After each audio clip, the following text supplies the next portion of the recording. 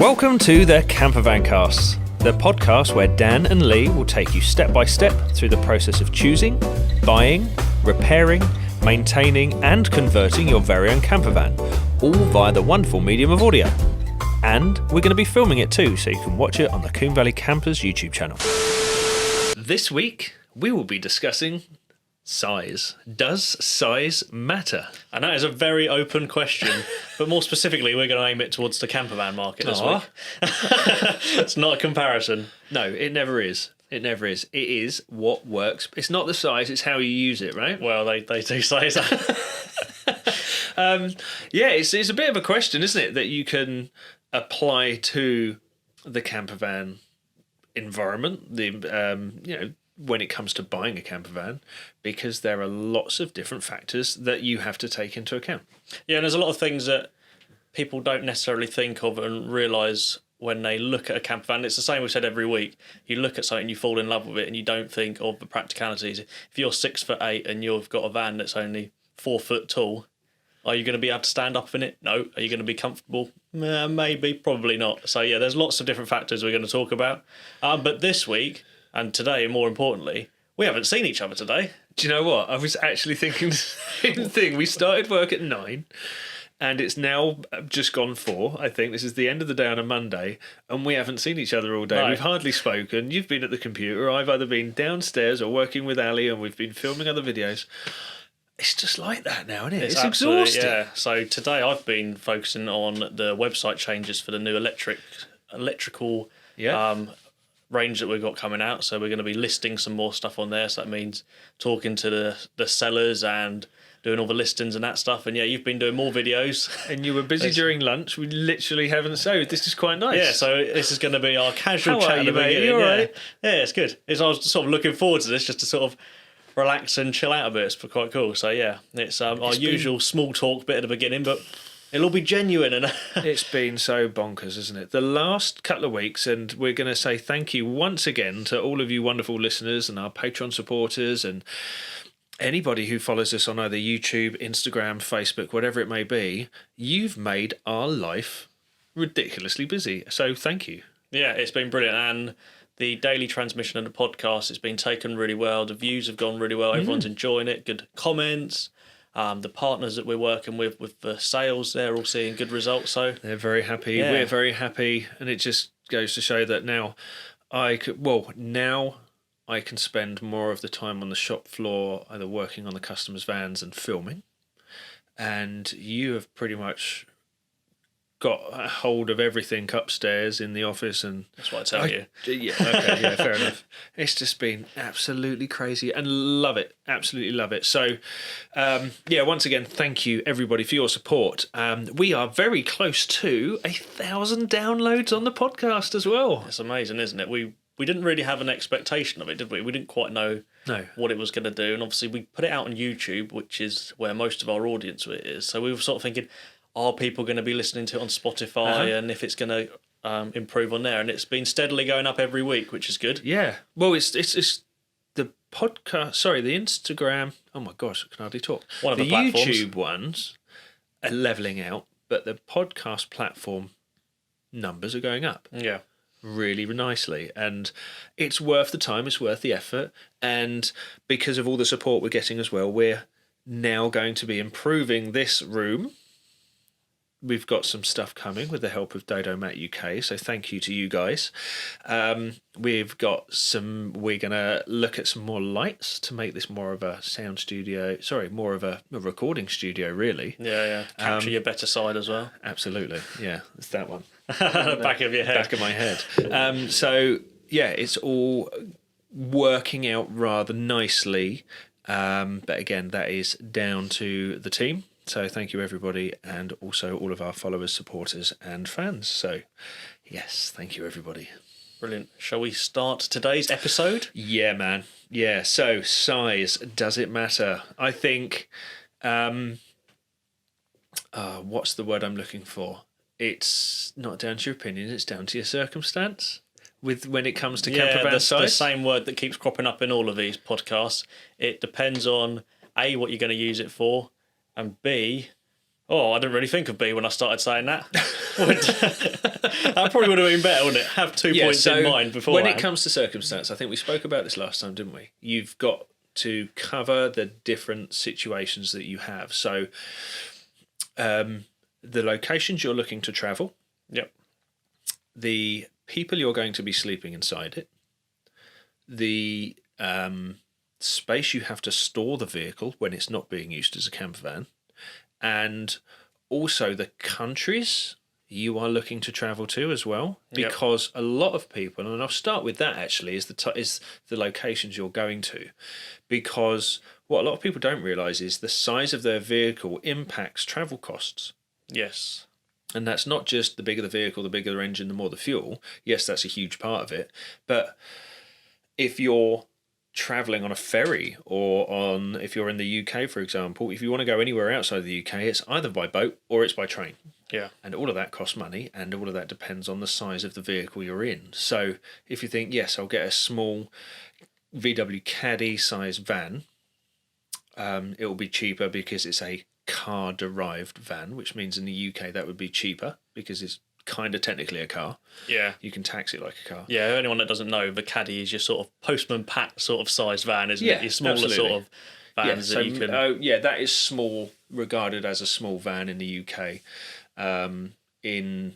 Then you've got mid-size, which is your transporter / transit custom size. Yeah, Vivaros and all that sort of range. And then you've got the large is also, it goes large H1 to large H3. So an L1 to L3 is the length, and the H1 to H3 is the height. So you've got 3 levels of length, 3 levels of height when it comes to the larger vans, such as Transits, Ducatos, Sprinters, and Crafters. So all of those play a huge factor. But in terms of that travel side, when it comes to, say, going on a ferry, if you're based in the UK or anywhere else, really, I guess, if you're travelling between countries, you've got to get on a boat or a ferry or a train, whatever. If you can't fit everything into your small camper, you've got to have a trailer maybe, or a roof box, or this, that and the other, and that all impacts on the price as well. When I went travelling, my family and I went in our T3 to south of France, not last year, year before, and we considered taking a small trailer because obviously there's 4 of us, we had the camping toilet, all that sort of stuff. And things like a camping toilet you don't necessarily want to keep inside the vehicle, so we considered a trailer. Yeah. And then I looked at how much extra that was going to cost me for travelling. Yeah. So what we did do is built a rear platform to go onto the tow bar of the vehicle. So it's like, I don't know, a backpack for the van. Oh, okay. And because I've never been a huge fan of roof racks. Yeah. Again, you can keep the height down, and I just don't think they do much for your aerodynamics. So I think they look great, not great for anything else. Yeah. And they're noisy. Plus, I've found with mine, so anyone doesn't know, I've got a roof rack on mine, and it's great, as you say, for carrying stuff. But driving down the road, anything more than about 50 miles an hour, we got one of those cheap app. There's a free app you can get that sort of tells you decibel readings, and you can compare it to stuff. And I think at 55 to 60 miles an hour, my roof rack was making a similar noise to a household Hoover. Oh, really? So when you're doing like a 2-hour journey, 3 hour, even more, you've got to think about that constantly. And it drove us a little bit mad, so much to the point now where I'm looking into wind deflectors and all different ways of curbing that, because, it's great for storing some extra bits on top, but the noise can be awful. So that's a good point going into it there. So if you've got a smaller vehicle and you think, well, actually, I am going to be carrying a lot of stuff with me, but the smaller van's the one I want, you've got to look into either rear box storage, like the one I was talking about on my van, a roof rack, or potentially a trailer. And again, I've seen situations where people have got all of the above. Big roof racks and a rear bar or bike rack, for example, and a trailer, or a trailer tent, or a caravan. So they're really versatile. And with those, as we've mentioned before, because we mentioned about my kayaks in a previous episode about storing them on there, you've got to either pay out some money for a decent lock and system like that, or you've got to have it for stuff that you don't mind if it goes missing. Because when you're storing anything out of a vehicle, it's on show for people being opportunistic and potentially nicking it. So that is one thing that you can use it for storing stuff on top, but as we've mentioned before, with expensive mountain bikes and even kayaks, you can buy kayaks for hundreds, if not probably thousands. You don't want to be just throwing them onto the top of a few straps, and you want a decent way of keeping hold of it. So that's another point to consider. Yeah, so there's two subjects there that we can look into again on future episodes. One is security, on things on the actual vehicle itself, and things attached to the vehicle. And secondly is a point we can continue in this episode, that it's down to your lifestyle, potentially what vehicle you have. Yeah. So if you're somebody who wants to go travelling for long distances or for long periods of time, and you're a mountain biker, for example, maybe the ideal van for you would be a long wheelbase Ducato with a garage underneath the permanent bed at the back of the vehicle, which is there where you keep all your mountain bikes underneath and stuff like that. So there's there's so many different things to consider. It's always, there's a positive and a negative to all of these subjects. As you just said, the Fiat Ducato, you've got that space that you can put everything, but then that's going to be one of the more expensive vehicles to take away if you were going to take it across. And build. And build, and there's run. Yeah, exactly. So there's so many different points to think about when you're buying a vehicle. It's not just, because we've all seen the crafters or the larger vehicles and they look amazing, and it's just like, well, if you haven't got anywhere to store it, it's a big old vehicle to put somewhere. And just general day-to-day sort of the running of it, and as you said, sort of you don't want a roof rack because it restricts your aerodynamics or getting into places. We mentioned before about car parks. Yep. And you went on a little road trip the other day, didn't you, in a high-top vehicle, and you found some restrictions in that yourself. Yeah. I went. It was a little bit of a motorway trip to go and pick something up for work, and we wanted to do a bit of a drive-through, but because of the long wheelbase and the trailer and everything else, we couldn't get through a drive-through to pick up some takeaway food. Yeah. So there's another restriction. If you want to just sort of drive through somewhere in a town or a city, you've got to think of the size as well. Yeah.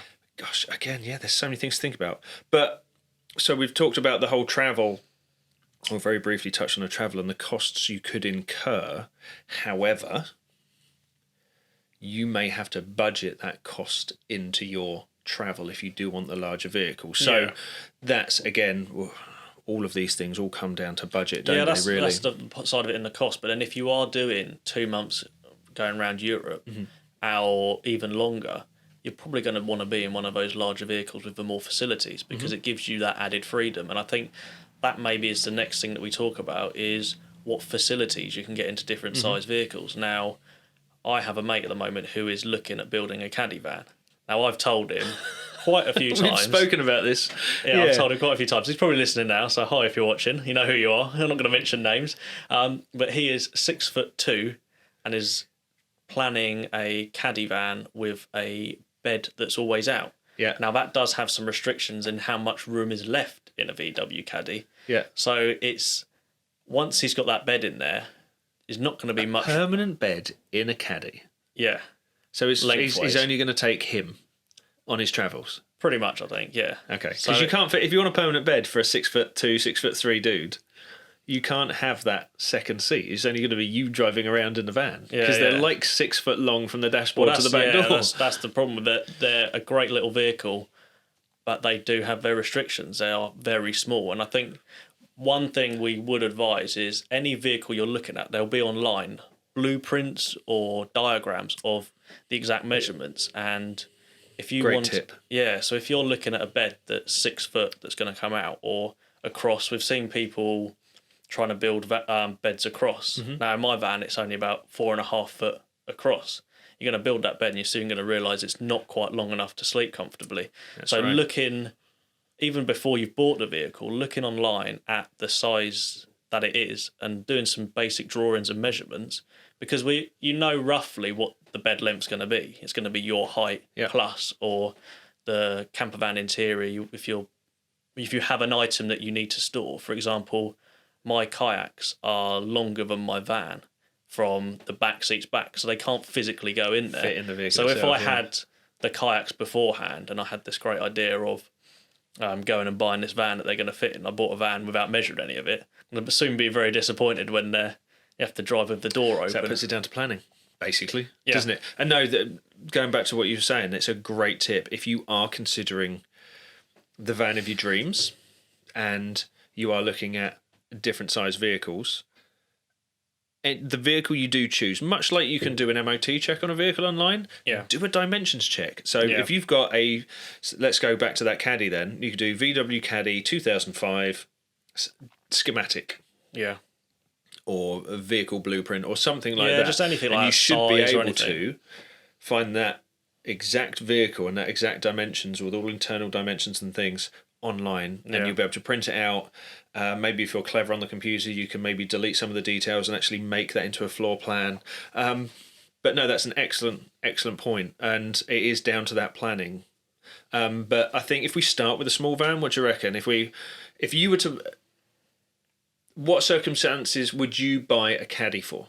Or if you were you had a Caddy, or the Caddy was the one you could afford, or whatever it was, what sort of camping would you do in that, or what do you think a Caddy would be ideal for? Personally, I think with the Caddys, they are great if you're using it regularly as a daily driver. Mm-hmm. Because as you've said before, you're not going to have any problems getting into car parks. Even parallel parking, they're quite small, they're compact. I think they're not too dissimilar. So is it the Golf Plus? Golf Plus or the Touran? I've got a Touran. So they're a million miles away from those, and you can get the Rusty Lee rock and roll beds that can be seat belted. That's a great point as well. So yes, if you are considering a Caddy, Rusty Lee, who are our partners, they have officially released the Caddy bed. Yeah. And it's not just a T5 bed that's been chopped down. It's actually specifically designed for a Caddy. Yeah, and you can put the seat belts on there. So yeah, and we will be looking into putting them on the website soon, actually. So there's another thing. If you have a Caddy van and you want a Rusty Lee bed, consider bringing it down here and we'll film it. You know, because there's other people out there. Let us know first, because obviously we've got more and more people listening to this. We don't want 200 Caddies parked outside on Wednesday. So, drop us a message first. If you've got a Caddy, you want a Rusty Lee bed, you want it filmed maybe, potentially bring it down. So little Caddy vans, that's a great shout. It's a van you can use daily. It's a van you can store anywhere, pretty much. It's the size of a car. It's the same running costs as a car. Yeah. It's regarded as a car-derived van. So you don't have the speed restrictions as you would on a commercial vehicle such as a transit custom or a transporter as well. So there's another positive. Yeah. And if you have got that small van, it's the only van you can fit it's the only van you can fit in your parking space or your garage. There are ways you can put an extension on it, right? Yeah, so we mentioned this earlier, we mentioned it in the previous episode, which is the awnings. Yes. Oh, you're going to a different I'm going for a different angle. You can get pop-tops for them. Oh, of course, yes. So if you've got like a Caddy or a Berlingo or any of the smaller vans, car-derived vans, there are loads of options now for you to have a pop-top. And that's not just, say, a pop-top. I don't think they're designed as pop-tops to sleep in, like to have 4 berths in. Yeah, they're purely designed for just headroom and living space whilst you're in the vehicle. So if your only option... I mean, I don't want to dwell too much on that, but if you are looking at a Caddy, your only option is a Caddy or Berlingo or whatever it may be, that size vehicle. You don't have to suffer in just that short head height. You can actually get pop-tops. So if your budget is maybe transporter, but the only vehicle you can fit is that smaller van, you can extend it with the pop-top. Yeah. And in fact, I shared it on our Facebook pages about a month or two ago. I know it was last year. That the new Caddy that is being built in conjunction with VW and Ford, don't quote me on that, but the new Caddy for 2021, I believe they're even out. They've built a camper version. Whether that was just a prototype or not, I can't remember. Yeah, you see a lot of these concept things that you don't know if they're ever going to be. They had an awning on the back of it that was basically double the size of the vehicle. It was almost like a small town, It was all the Caddy was the bed at this point. Yeah. So the rest of the awning was something you could sleep in. But yeah, you're right. To extend the vehicle when you're on site, a driveway awning, perfect idea. Yeah. If you want just extra living space with the Caddy, a pop top is a great plan as well. I couldn't quote any names, so maybe we'll put some names of the pop-top supplier in the description. I believe the supplier that we use do have a few on their range. They cater for many different vehicles, and that's poptoproofs.co.uk, I believe. Yep. But on the Caddy note, we might be potentially having a guest in the next few weeks who owns one. I don't want to give too much away, but we might be going into more detail then. Oh, I don't even think I know about this one. I can't quite remember now. Do you not? I'm sure it'll... No, can't think of it. Electrics. Owns a Caddy. No. No, okay. Well, okay. Maybe. Okay, well, that's going to be a surprise to me and news to you you then. as well when we introduce them. So that's the caddy vehicle. I mean, maybe potentially people that enjoy fishing and stuff. It's just going to be one person, just somewhere to keep out the rain and to hold a small amount of gear. Caddies, and that's not saying you can't get a caddy and go travelling around the world, isn't it? You've just got to be prepared to travel light. Yeah. So if it is just you, with a little single burner, with a small amount of water, and you don't mind, going to the loo in a bucket, whatever it may be, don't expect to have a full-on shower, toilet, hot water system in a caddy. It's literally a place to sleep and a place to store some gear. But there's no saying you can't go around the world in a blooming caddy, is there? Really? Yeah. People go around the world on push bikes. So. Yeah, I guess so. Yeah, that is. It's the only real limitations with it is the size of it, but then that has so many advantages as well. So, absolutely. And we have a lot of caddy builders who are our followers. So anybody who is out there building a caddy van or converting a caddy van, hello to you. Thank you very much for your support and following. It's nice to see what you're doing. And if you are building one, you've not shown us yet, be sure to tag at Combe Valley Campers. Sorry, at Combe_Valley_Campers on Instagram. We'd love seeing your build. So I want to see all the caddies. Yep. And if you're listening to this on YouTube, drop us in the comments why you got your caddy, because there's probably 100 other reasons why. Yeah, we'd love to know. And if you, absolutely. Or other smaller vehicles. Let's not just talk about the caddies, because obviously we've got the Connects that are very popular. We've had a couple of those in. Yes, we have. And you mentioned as well the Citroen Berlingos and stuff like that. So yeah, any smaller vehicle, let us know why you got that. Medium vans. The most common through our door. Yeah. Through choice. Yeah. Because we do them the most, and it's the vans we're most familiar with, and there are conversion specialists out there who do just concentrate on the larger type vehicles like the Caddys. Bloody got Caddys on the brain. Be buying one next. Yeah, I've already had one. So yeah, there are people who specialise in all. We say we cover all, because one of the things we've always said is from the front seats back, a camper van is pretty much the same. It's got leisure electrics and furnishings and things like that. But yes, we have had the mid-sized camper van the most. Yeah. I think they are a very good all-rounder. I was thinking exactly the same. They have some of the advantages of the smaller vans in the sense of you can still get most of them in a car park. They're not. The tax won't be as much. The shipping costs won't be as high. But also you've got the ability to get a fair amount in them if you design it correctly, and it's the spares availability or the conversion parts availability. Well, that's another thing as well, isn't it? When you look at even going down to specific brand sort of thing. So we typically deal with a lot of VWs. Now we get loads of messages from people going, "Do you only deal with VWs?" Yes and no. They're the most common ones, but they're also the ones that we recommend from the camper conversion point of view. Because if you, for example, type into Google campervan ply lining kit for a VW T5, there'll be hundreds of results. Whereas, now unless someone listens to this holds a secret to where you can get hold of one, we haven't been able to find, for example, a ply lining kit for a Vivaro. A decent ply lining kit. Yeah, we can find the trade kits, which are just basically 4 big pieces of ply panels that you can sort of stick to the sides. But yeah, a good quality kit for a Vivaro or a Traffic or sort of any of those sort of vehicles. Well, that's the thing. So then you then have to go into a more bespoke service, and it's the same with the campervan interiors, the VW ones, and now more so the Transits because they're becoming increasingly popular. You can find them from a lot of different places. Not gonna lie, I do really like a Transit Custom. I think they look great. Yep. They drive really well. They're huge inside. Yeah. And the conversion part supply it's not up there with the Volkswagen, but it's not too far off. Yeah, it's getting there. There's really good. Yeah. Really good. I know they're more popular with tradies. And there's so many kits out there and things like that. They are a very good alternative. And do they hold their residual value as much? Don't think so. No. They don't have the romanticism that the VW has. And yeah, like we said, they may not have the same conversion parts. However, they are a very good contender. Yeah. And they are cheaper. Absolutely. Again, so budget. If you're concerned about budget, but you want the same size as a Volkswagen T5, for example, then yeah, the Transit Custom's a great alternative. I'm not trying to be rude, but the other alternative is the Vivaro / Traffic base. Yeah, and isn't the Nissan LV200, NV200, something Gosh, like that? I'm going to get in trouble for that. Yeah. Sorry if you've got one of those.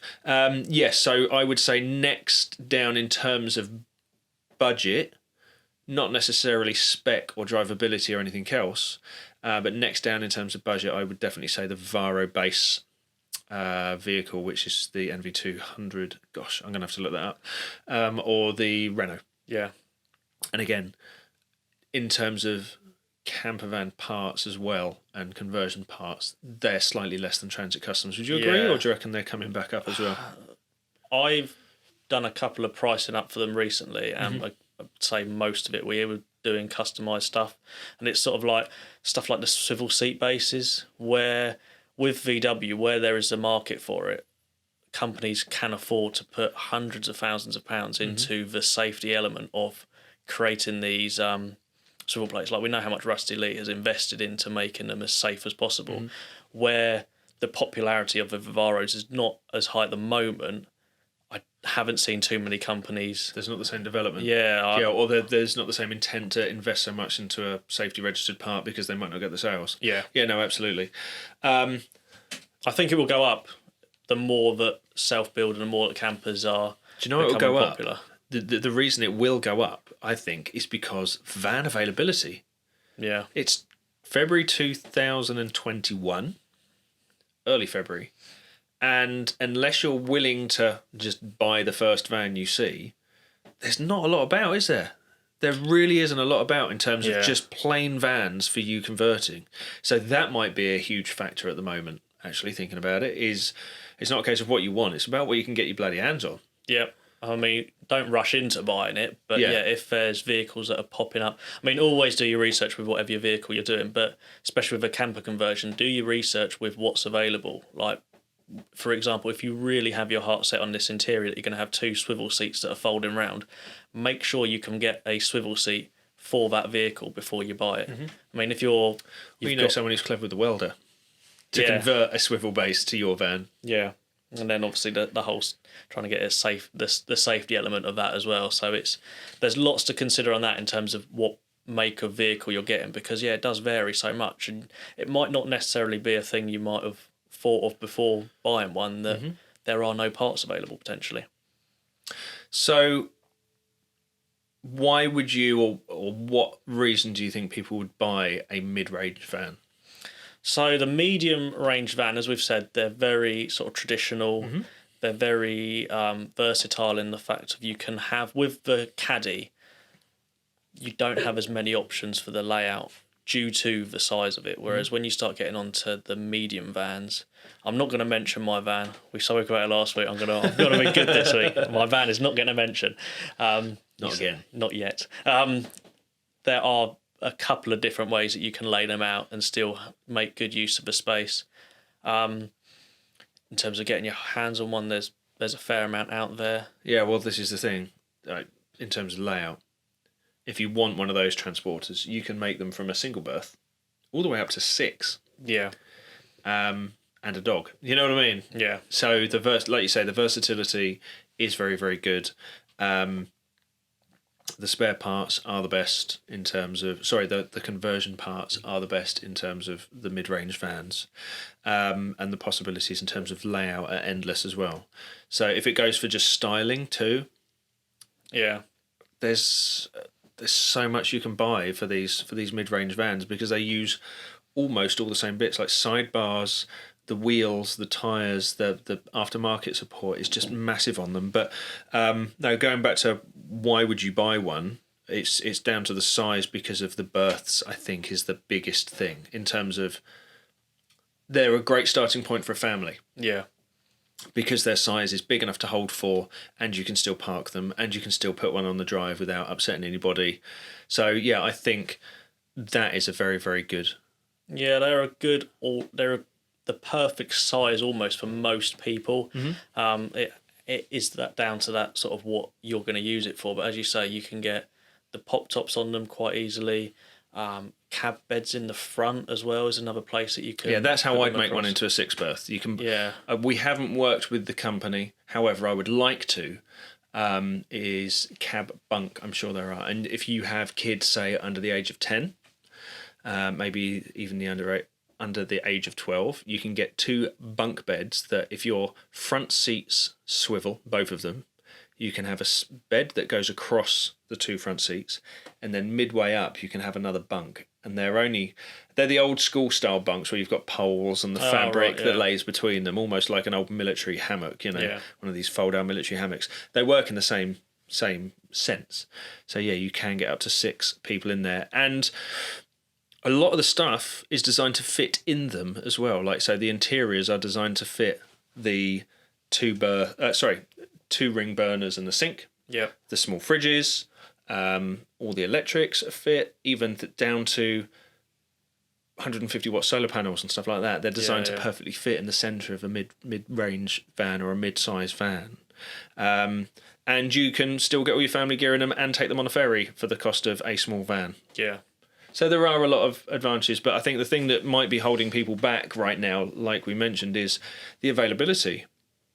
Yeah. Because now it's we're living in a time of COVID. We're living in a time that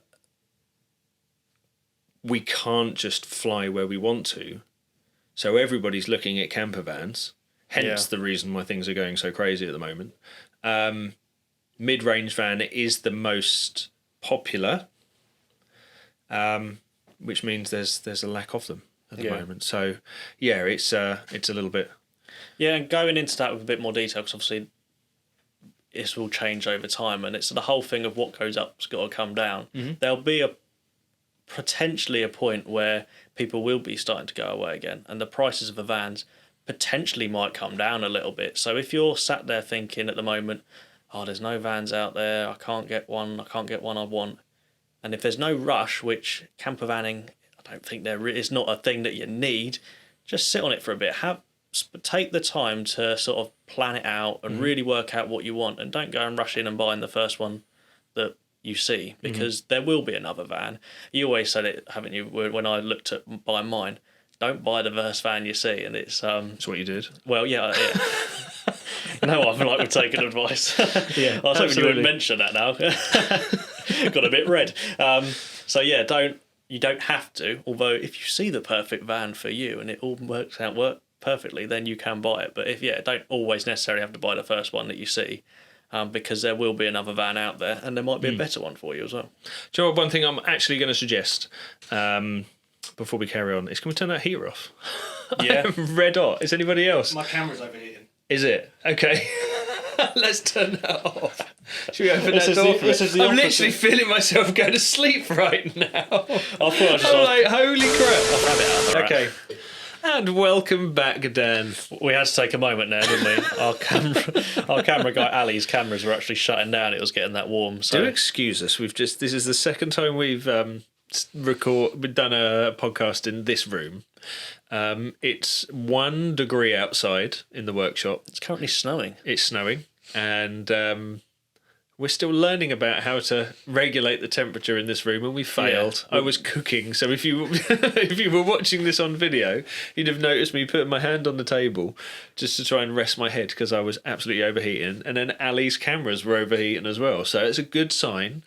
Go out, take 5 minutes, recoup, cool the room down a bit, and then make a start. But we'll try again. My God, I've never had to do that before. I thought I was just being really boring. Just put your hand on your thing and started leaning over. I was like, all right, I'll shut up then, shall I? Okay, so we were talking about medium vans then, and about finding the right one, for example, and you've got to sort of take your time to find that right one. But I want to kind of wrap that up with the limitations you've got of a medium van. We've spoken about the advantages.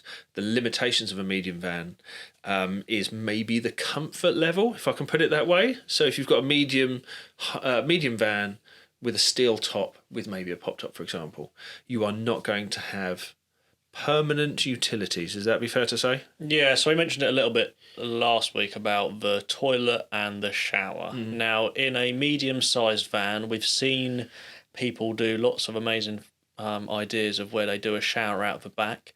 Now, unless you're just washing a mountain bike down, or it's a wetsuit, or yeah, something like that, or it's a ridiculously warm day, are you going to want to have a shower outside, out the back of your van? I do hope to fit a semi-permanent shower in Bully when I rebuild him. Yeah, But I haven't divulged all of the details I'm going into with that build. But I'd like to. But it's only because we're putting a pop top in it, a big pop top in it. yeah. So yes, the restrictions you have on a medium van is permanent creature comforts such as a shower or a toilet, and I think. You can have everything else in there. You can have loads of water in terms of underslung tanks. You can have hot water in there through different types of heater. You can have heaters in there, loads of storage. You can even build them so you can carry a motorbike in them. We're doing one at the moment, aren't we? That it's got a single bed which will pull out to a double, but then the customer still has the ability to put a motorbike in it, which is exactly what he's after.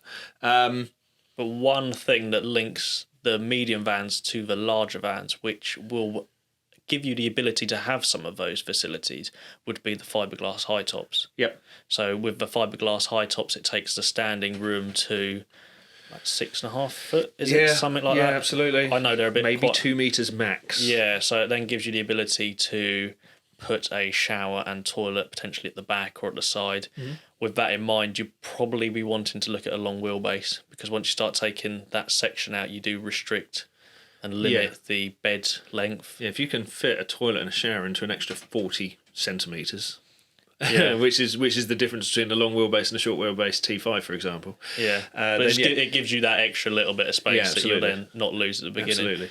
So yeah, I think that'll be a nice little segue then. The restrictions of the medium van is that shower and toilet. If you wish to do further travels, if you wish to never go into somebody else's toilet block or ablutions, then you would be looking at either a motorhome. Yep. So a coach-built motorhome based on something like a Crafter, a Sprinter, a Transit, or a Ducato. Or if you are looking at the self-build side, you want to be looking at, again, a larger or a regular Transit, Sprinter, Ducato, whatever it may be. And I see more and more of those, especially with growing families. So as a young family, you might have had, or as a couple, for example, you might have had the single caddy. Yep. Which you can go away with your girlfriend or your partner, whoever it may be. You move up to a medium van when you've got young children, potentially. And then once you've got grown children, or you're getting to the age where you want those permanent creature comforts like a shower and a toilet, you are looking at a large van. Yeah. And with the ability of a large van, I think the biggest deal of having a large van is the ability to have a permanent bed. See, I'd argue the reason I'd like one the most was be the ability to stand up in it all the time. Because that's one thing I find with my van is I don't really want to put a pop top on it because I like the big roof bars that are on it as well. But I'd absolutely love to... Oh, I'm talking about my van. Oh, no. Oh, how many... I nearly got through an episode about talking about my van. Oh. Right. Anyway, as an example, I'd like to have a high top or a taller van for the ability just to stand in it. So that's why I'm going for a pop top on mine. Yeah, you know, the van was great for when it was just my wife and I. Yeah. Now we've got kids. We did one summer holiday without a pop top with that van, and it's like, yep, we definitely need a pop top. You need one now. Yeah. So that's exactly how we're going to go, because I don't want to move up to a large van. No need to. Don't want to. I like the cuteness of my little van, and you know, its ability to go anywhere, park anywhere, etc. So we're going to move up in terms of high top, but concentrating on the larger vans like we are talking about. If you're an adventurous person or you want to do those longer trips away, you can have a garage underneath your permanent bed. You can stand up in it. You can live in it. Yep. You can have that permanent shower, and you've got loads of under the floor storage for things like gas tanks, water tanks, waste tanks. Yeah. You can carry hundreds of litres of water under them. Yeah. And they've got the brake horsepower and, in most cases, the load carrying capacity as well. So don't just think if you're buying or looking for a large van, you can just fit the whole world in the back. You can't. It's the chassis weight, the curb weight, and your driving licence you've all got to consider as well. Well, that goes into any vehicle you buy. Obviously, when you're building a camper van, you're putting a lot of stuff in there that you might not... If you're building it over a case of months, weeks, years, did that in the wrong order, weeks, months, years, you're probably not going to realise the pure weight that you are putting in it. Obviously, if I was loading up a vehicle full of gardening equipment and supplies, I'd know that day how much I'd roughly put in it. Whereas if I'm building a camper van over 6 months and I put the interior in 1 week and then the next week a bed, you might not realise how much that was all adding up. So you need to work out what you can legally put in that vehicle. Load to the rear start axle with. Yeah, you've got to look very closely into that, and it's one big factor that many consider. And I'm not going to talk about the large van a lot today, because what I'd like to do is bring somebody in who's lived in one, built one. But the last big van we built was that prison van, wasn't it? Yeah. And that wasn't a huge build. I wouldn't say that was a huge build, despite the fact it did have a shower room, it did have a toilet. And do you know what? It was quite a big build, actually, wasn't it? It's got 3 solar panels on the roof. It had 3 skylights. We converted it from a prison van. It had a permanent bed. No, do you know what? I was quite proud of that build. Yeah. If you want to watch that video for that build, then we have it down in the description to this video if you're watching it on YouTube. Failing that, have a quick search on YouTube for the prison van. Yeah, it's a really nice little build, actually. Yeah. So yes, definitely, you've got all the space. However, you've got the weight restriction. Now, if you want all that space, all the gear that goes with it, and you want to carry lots, what's the next option? So the next option would be your more overland vehicles and your maybe ex-military or Unimog style of vehicles. Straight off the bat, I can't drive any of those. So that's, as you mentioned a little while back then, your licence. Yeah. That is the first thing you'll know more about this because you've got all the training. What licence do you need for most of those vehicles? Oh, put me on the spot. So no, in a lot, if you are looking at bigger than a Crafter and Sprinter, you are looking into a heavy goods vehicle licence. Yeah. Saying that, you can get larger. So for example, our friends over at justscape.com, Gary and Tina, we spoke about them last week also. Funnily enough, they went from a Sprinter-based coach-built camper van. I say coach-built, they had a modular box body on the back of a chassis cab vehicle. So it had a single cab Sprinter front end and a twin-axle rear end, and they put their body on the back of it. They quickly realised that chassis wasn't man enough for their needs. Oh, okay. So they lifted the body off and they put it onto a bigger Mercedes, and that's what they're driving now. I cannot wait to bring those guys in and talk to you all about it because they will know more than me. But the reason you would step up to something like that is if you are either living in a van or a vehicle, you're using it as potentially a permanent residence, or you are wanting to do those overland trips, so you need a vehicle that is 4x4, pretty tough, proven to be a good off-road vehicle over long distances, such as an ex-military vehicle. Now, I've driven military vehicles. I was served for 8 years, so I have all my licenses. I can drive any of those. And you've got to take the rough with the smooth. If you do if you do buy a big vehicle because you want the weight carrying capacity, you want the living space, you want to be able to stand up and go around the world with it, you've got to not expect your vehicle to then drive like a van. Yeah. They are a handful on the road. You've got to then spend more money on bigger wheels, bigger tyres, bigger drivetrain, etc., etc. So that is definitely down. Like, that's either a money no object build, or that you've got a larger budget than most, and you have an absolute intention that, right, I'm going to do a round the world trip. I don't know enough about round the world trips, so I'm not going to pretend I do know. Yeah. Which is why I'm looking forward to bringing everybody in to talk about it. And I also want to talk to Jed over at CAMPERVAN Culture, because he's not only done round the world style travel in his VW T3, he's also now built a man-based overlander vehicle. So it's a man 4x4. So he's seen both sides of it. So he's seen both sides of it as well, and he's done a lot of travelling. And he's done overseas as well. So he's a very good person to bring in and talk to as well. So again, I'm not going to pretend that I know. But I think that's kind of all of those bases covered. I think we spoke more about the smaller ones, didn't we, in the mid-range? That's and then we took our little break.